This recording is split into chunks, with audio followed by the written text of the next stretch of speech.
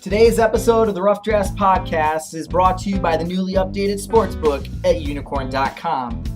Unicorn has been a sponsor since the beginning, and this is honestly the best looking and most convenient the site has ever really been. Their new TV guide style layout has made finding and betting a breeze, and with a newly designed and intuitive bet slip, all the information and even access to multi-bets are at your fingertips. I've already gotten started with my LPL and LCK outrights, and even though it's only been a day into the regular season, KT has already let me down, but Unicorn won't.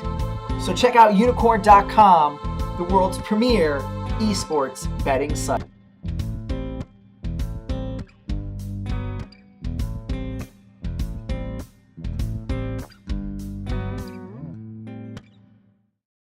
Hello, Internet.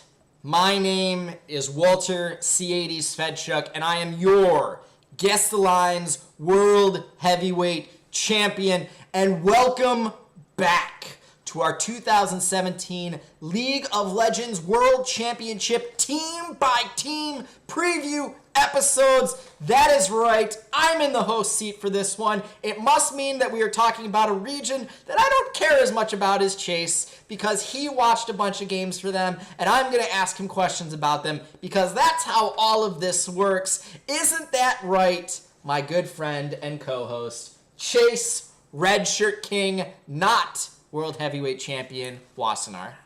I don't remember when we added that part to my handle. I don't remember that was... we didn't discuss this, but you know what? It's fine. I'm excited to talk about China today. I think that China is a fun region to watch. I'm not sure I would say great right now. I think that there are problems within the games that I watched that I think are as bad as some of the years in which we've been underwhelmed by China once we hit the actual international stage. But I do think that this team is a good team. I think this team could be a very good team.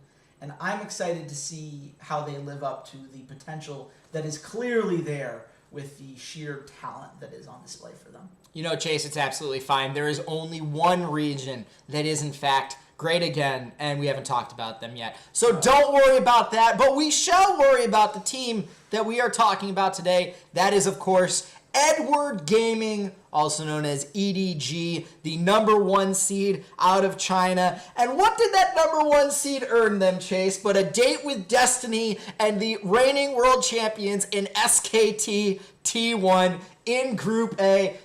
Chase, as someone that knew coming into this you were going to be looking at China, you were going to have to be our quote-unquote Chinese expert on the matter. What were your initial thoughts when you saw these two heavyweights chosen for the same group?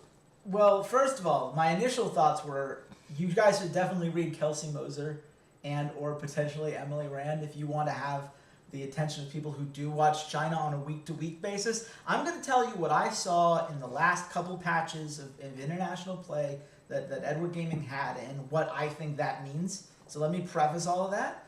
But what I saw here, it's a team that has clear playmaking potential. I think that they're a team that loves to roam, especially in packs of 3 to 4, these skirmishes within the early to mid game. That's where they specialize. They love catching people off guard. They love setting the tempo themselves. And I would say that of the 3 teams that we're going to watch from China at this tournament, they are the best at macro play in that they know what macro play is. So that's going to be in their favor. That's something that I think sets them apart from some of their contemporaries that we'll talk about later on in this preview series. It's unfortunate that they drew SK Telecom. I think that is the nature of the beast, unfortunately. Like, if you get any Korean team, it's going to be a scary one, and this one just happens to be a particularly scary one.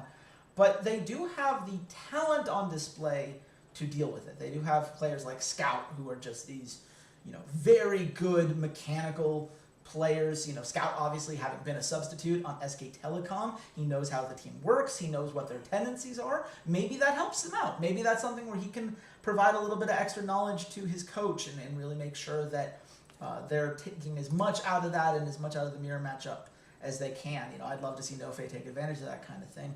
I think that they certainly have a young talent in iBoy, someone who's very new relatively to the competitive scene, kind of came on towards the end of the year for them. It has been a very interesting piece. I think that will help. I think that this is a good team. I think they're a very good team. And those are the things that stand out to me when I first look at them. I don't know that they're a great team right now, and I think that there are a couple reasons for that, including one that I'm really loath to admit because you and I have had this argument so many times.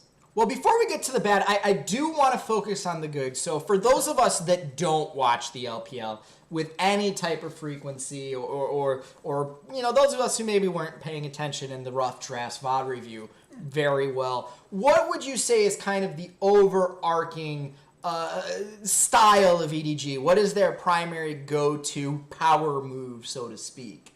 Well, it's scout and roams. It's those 3 to 4 man skirmishes that I think so clearly define them. They're going to be doing their best about that 6 to 8 minute mark. They're going to be roaming 3 or 4 guys. They're going to go to one of the side lanes and they're going to attempt a tower dive, and it's probably going to work because they're pretty damn good at those. I think that this is where Clear Love as a shot caller comes to fruition. I think that he does a very good job of making sure that the entire team is there, that they wait to engage until they're fully set up, that they have Scout, who I think is so crucial to how well they pull off these engages, able to farm and kind of roam out of his lane so that he can be making those plays, because I think he is a big part of whether those plays work or not. They're also very decisive. I think that the second that Edward Gaming believes that they have a play that can be made, they're going to go for it 100% of the time. Even if it's like a 52% success to a 48% failure, they're going to go for it because they have enough trust in each other and in themselves as a team that they're going to get the most out of it. And that's something that when we see a lot of teams on the international stage where they'll falter is when they get passive, when they get afraid of making a mistake, and so therefore they do nothing. Edward Gaming doesn't have that problem. Edward Gaming is going to make plays. Edward Gaming is going to make a lot of plays. Some of them are not going to be good plays, but they're going to make them. They're going to be in charge of the tempo of a lot of these games, and I think that in itself is an advantage when you look at like an AHQ that they'll be playing in this group, or whoever that 4th seed is going to be. I think that they have this tool in their arsenal that makes them pretty much impossible for most teams to keep up with unless you are this super precise Korean macro kind of team that can rotate around and really catch those offensive roams off guard and punish them for it.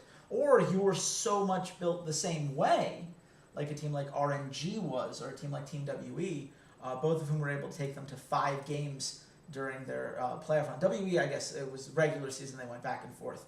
EDG took Invictus Gaming to 5 games in the semifinals, excuse me. But all of those teams all took each other 5 games. It was a very close top of the table with China. But anyone who doesn't have the sheer mechanical force to deal with those kind of aggressive plays, and those teams that don't necessarily have the macro play to repel those attacks right away, those are the teams that are just going to fall victim to EDG's feet. And it's going to be a bloodbath in the best way for our Chinese friends over there. So we got through some of the good. You did say that you had multiple things that did cause you concern, including one very big kind of bullet point here. So what was that bullet point? What does truly concern you about Edward Gaming?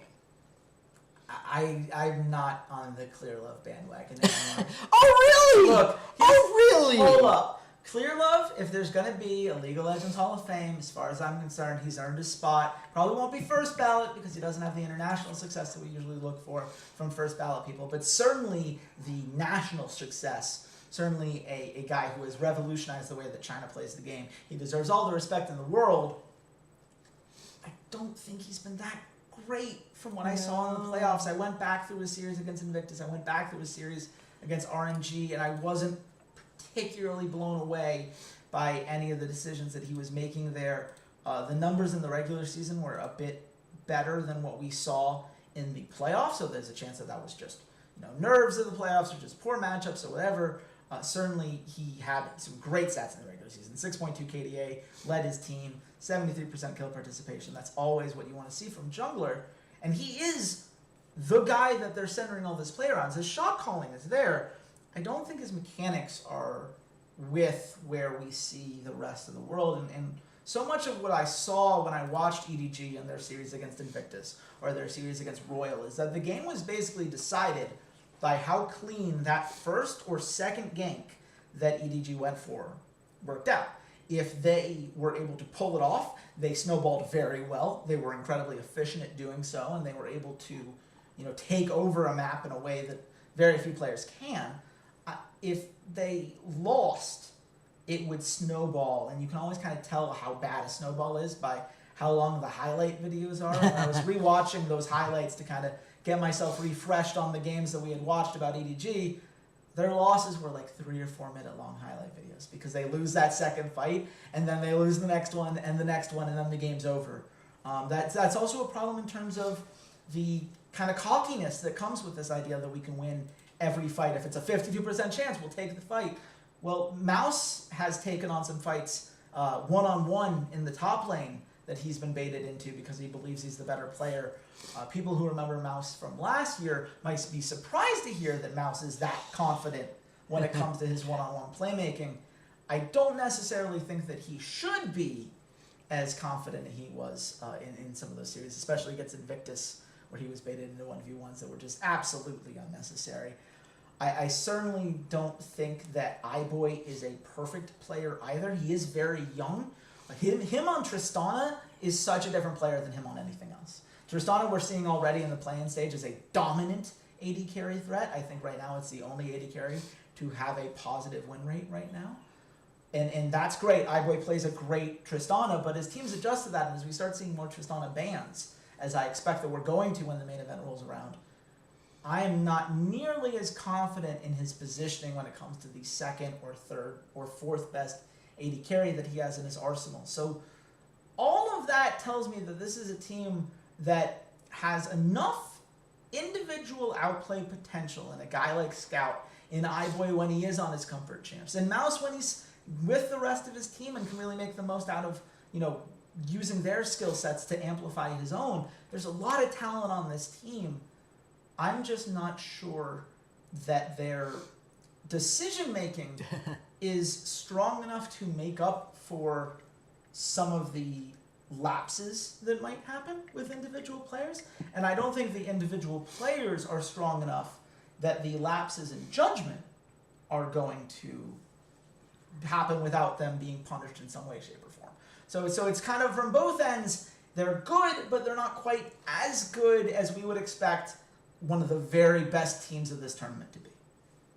I think that is an absolutely fair discussion. I think you brought up some great points and counterpoints to the potential success that EDG might show at the 2017 World Championship. At the end of the day, Chase, what is your final prediction for this team? Where do you think that they end up? Oh, this is the second best team in this group. I want to make this clear. They're way better than AHQ. I have no faith in that team. I'm saying that as a Taiwanese fan. I just don't believe that they have the tools necessary to keep up with EDG. I expect EDG to wipe the floor with them. I expect EDG to wipe the floor with whatever team comes out of Pool 3 that they're grouped into. I think they are certainly talented enough that they should be able to take down anyone that we've seen so far in the play-in stage. And I think they're a little bit smarter than some of the teams that, something like a Cloud9 or a Fnatic, as good as those teams have looked in the play-in stage. I think there are clear flaws that an EDG can take advantage of. I don't think they're at SKT's level. I don't think they're necessarily that close to SKT's level, because I think that SKT can match a lot of the individual performance while also being much more sound in their decision-making from the beginning to an end of the game. I totally believe that EDG can make one gank that works really well, and maybe even two ganks that work very well. Once we get out of that early to mid-game phase, if SKT are still in this, and there's a lot of evidence from their best of 5 against KT roster that they will be. They've kept up with really talented micro teams before. I don't see Edward Gaming having that extra burst to get past them. So I have them second. I have them going to the quarterfinals. I think that that's where we will say goodbye to our Chinese brethren, as we have had to do it basically every World since 2015. So that's where I stand on it. You heard it here first. SKT 1, EDG 2 out of Group A. We do have one more team that we're going to talk about tomorrow coming out of Group A before the play-ins conclude, because we don't know who the fourth team in Group A is going to be yet. But come back tomorrow when, as Chase so poignantly already spoiled, we will be talking about AHQ Esports Club and also another team coming out of Group B as we continue our team-by-team previews of the 2017 League of Legends World Championship. If you've enjoyed today's episodes about SKT and EDG, please hit the subscribe button or follow along if you're on SoundCloud, iTunes, Stitcher, wherever you're getting your podcast, as well as following the podcast on Twitter at Rough Drafts Pod. You can also follow myself at Ceades_LOL. Chase, where can the good folks at home find you? You can find me at RedShirtKing. I love keeping the conversation going with you guys. If you're a little bit more excited for China than I am, that's awesome. Let us know in the comments. I will respond to as many people as I can. If you're not excited about China at all, let me know that too. I think that we've seen enough now that China has struggled a little bit on the international stage. Very good in best of ones, not very good at best of fives since about 2014. So I'd love to hear where you guys are coming down on it, where you think this team is going to end up. And I'm excited to keep going with this team-by-team preview series, Walter. We got a lot to cover, but we've gotten off the rails. It's starting to feel like Worlds, truly. I would absolutely agree. Those play-ins have kind of been a little rough, but we are about to get to some excellent League of Legends. So until tomorrow, goodbye, Internet. You can follow the Rough Drafts Podcast on all your favorite social media sites. Twitter at Rough Drafts Pod, Facebook.com/Rough Drafts Pod, SoundCloud.com/Esports Rough Drafts, YouTube.com/Rough Drafts Podcast, as well as on iTunes by searching for the Rough Drafts Podcast. The Rough Drafts Podcast is supported by our lovely Patreons at Patreon.com/Rough Drafts Pod, and by viewers like you. Thanks for listening, and goodbye, Internet.